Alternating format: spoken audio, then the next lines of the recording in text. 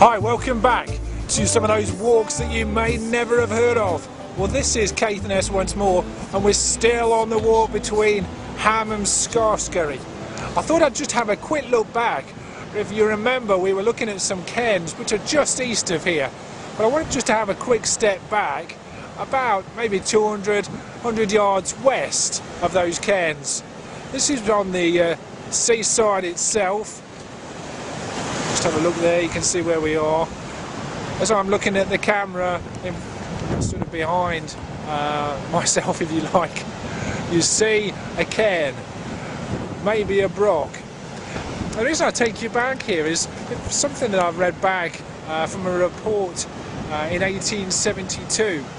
And as you can imagine, this area has changed since then, and some of the ruins that have been left behind have obviously decayed much more. Some of this down to natural elements, some of it will be man-made. Let me just see what it says. Back in 1872, about 100 yards to the west of this, talking about the cairns, are the remains of a brock. A great part of the soil and stones have been removed, but the entrance, formed of large slabs, part of a rude stair in the wall, and the general outline can be traced. You know, whether you imagine this as being a clear pathway up, or whether it's just the same as any other cliff face, you can judge for yourself. But to me, there are certain rocks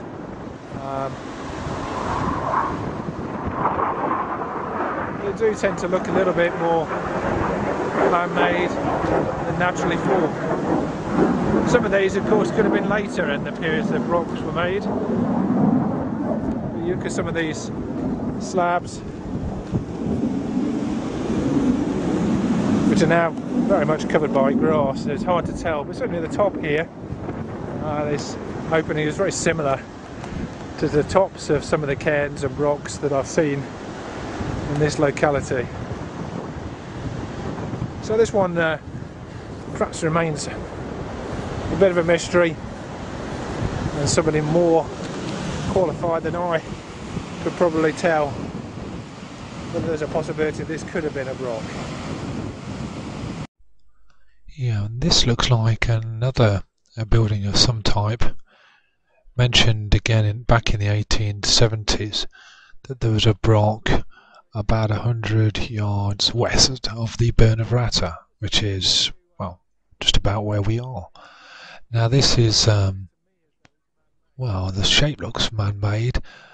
There's no soil or rocks relating to it now, but in fact there's a bit of litter in the middle there, which is a bit of a shame.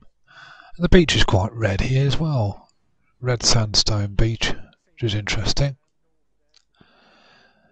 Now some of these rocks that were keeping the sheep and cows from moving around may have belonged to that structure, brock or cairn, whichever one it may be.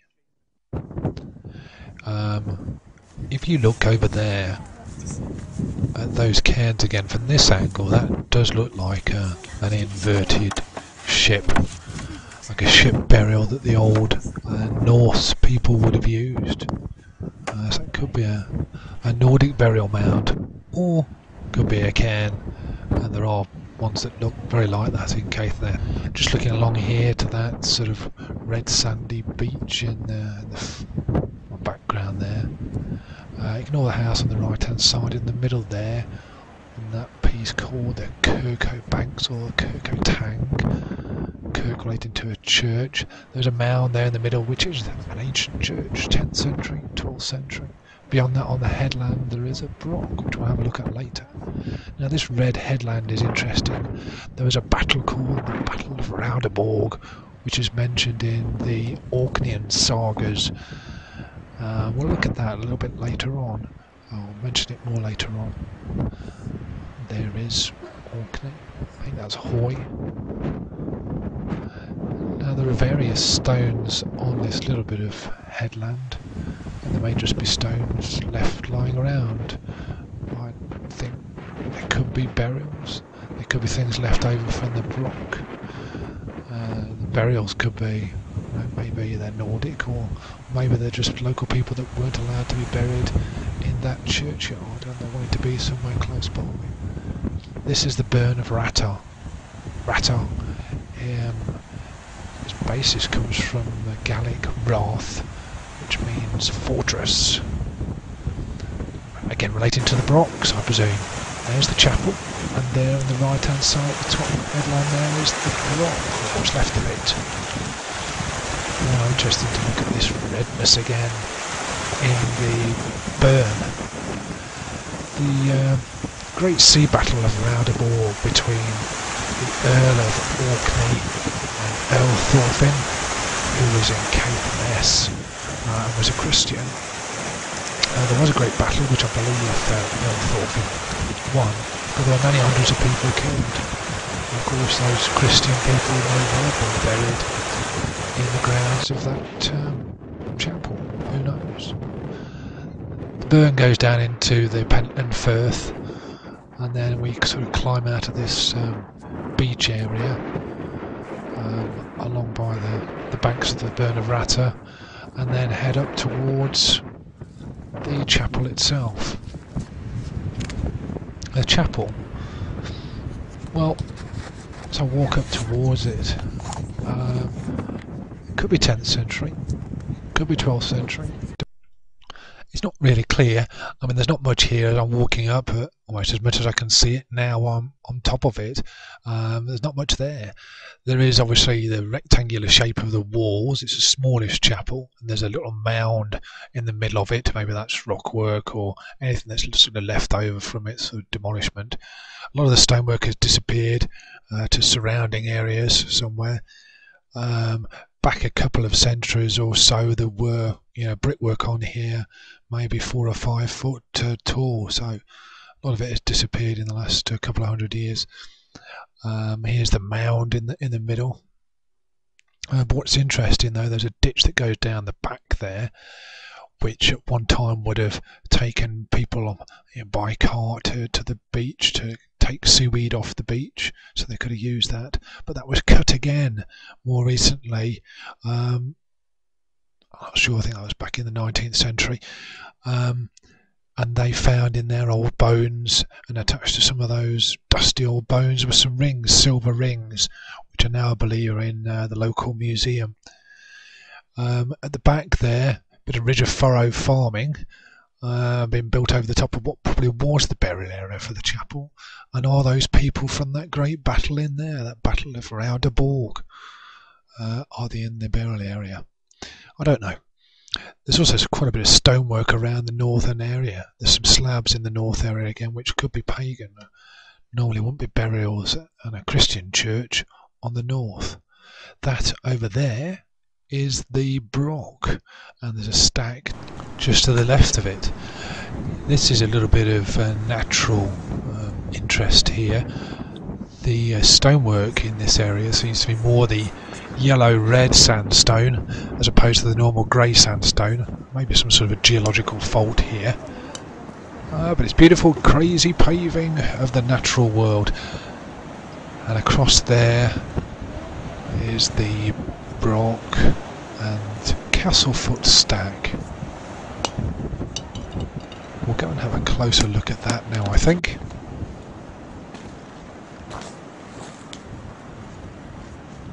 It would have been quite imposing in its time. I mean, it's certainly a little imposing now.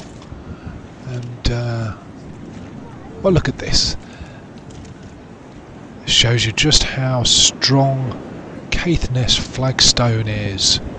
This small little stone seems to be holding up several tons. So feel safe in your flagstone homes. Good old Caithness flagstone. Now, just looking up at that Brock, in its time it would have been much, much taller, and there's next to nothing of it left there. But you could imagine, in its heyday, it would have been easily seeable from the Orkneys as you came across there, maybe from Hoy. And Raudeborg, Red Headland, could that have been the Red Headland that they saw? It would have been much, much larger, as I say, in its time. Easily seeable. This is the other side of the stag. There's a little inlet, little cave inside there where my children have scrambled. You could actually scramble to the very top of that if you so wish to, but I'm not going to do that today.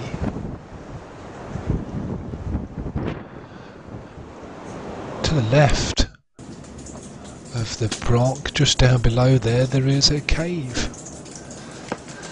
Lovely, cold, dark cave. Now, I'm not sure you could store food or anything like that in here, but I'm sure it would have been used in its time, and it would have protected you from the wind of Caithness. Where the wind doth blow, those that know Caithness will tell you.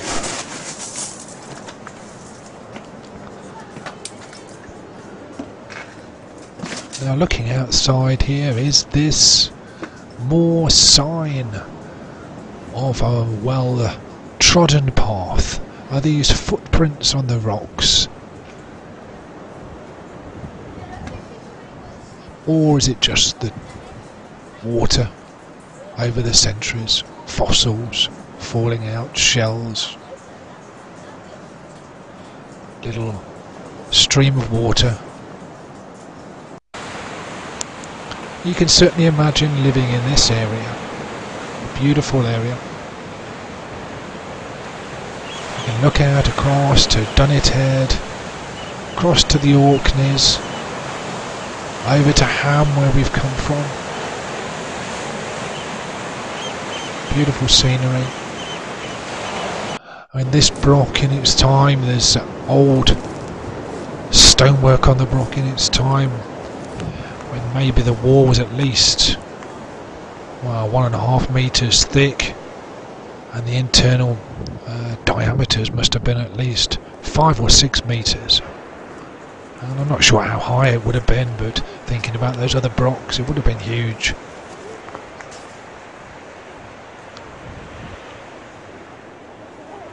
There's definitely signs of man-made brickwork here, I think. Most of it's covered by grass. And look at this, a lovely little inlet, little cove. Could they have fished here and picked up things from the beach? If not, it's a beautiful scene on its own. And here we are, on our way in now to Scarfskerry Beach, with its own extraordinary parts and aspects. Beautiful area.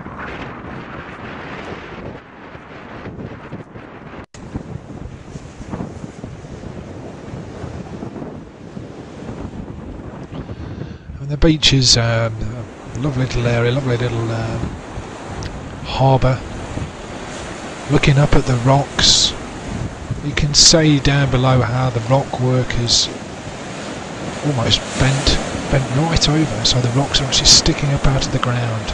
There are some that believe there was a meteorite struck in the cove out there somewhere in the bay, which may have caused this strange rock formation. I'm sure geologists will tell me differently, and I'll be interested to hear. So much to see in Scarfskerry, the most northerly village on the Scottish mainland. Scarfskerry, the place where the cormorant sits on the rock. It's been a great walk. Thanks for listening. Thanks for being with us. Goodbye to those walks you may never have heard of.